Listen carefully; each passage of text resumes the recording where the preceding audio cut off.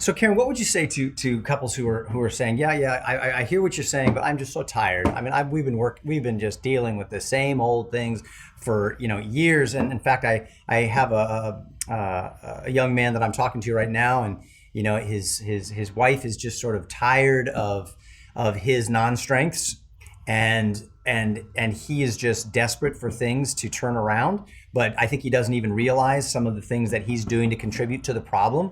Is there ever a point where you think that a marriage is just too far gone, that it just can't turn around? It's just better to move on, or is there always hope? The simple Sunday school class answer is there's always hope, but I don't want to just make that seem flippant. But I believe it with all my heart, you guys. I mean, I have a friend, it wasn't just personality differences in their marriage, but she found out her husband had been unfaithful to her with many women he'd met on the internet, and one of them was pregnant with his child. And they are still together. They worked through it. They got help. They sought repentance. I mean, if there ever was a marriage I thought was surely doomed and had biblical grounds for divorce, and I'm not saying that there aren't biblical grounds for divorce and justification for that, but it was that marriage.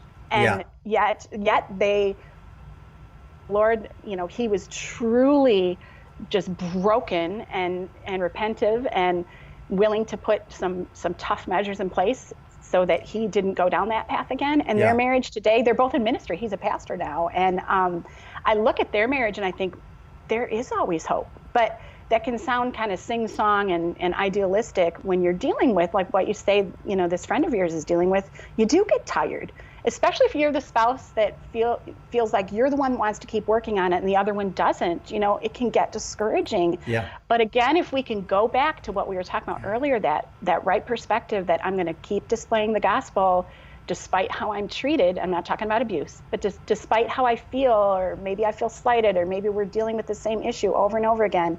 If we can kind of unwrap our brains from just dwelling on the behavior and the frustration and say, Lord, this is an opportunity to show the gospel.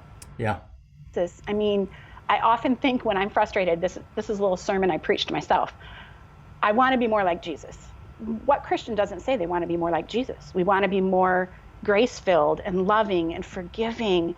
But yet when our spouse comes to us behaving in a way that makes us be grace-filled, loving, and forgiving, we often just go, there's another issue, instead of saying, hey, I think God's answering my prayers. Here's a perfect opportunity to be more patient and loving with this person that's driving me crazy. Karen, right? I'm going to remind my wife of that the next time she's frustrated with me. I think that'll go over well. Like, what an opportunity for you to practice patience and forgiveness right now, sweetheart. Unconditional love. That's right.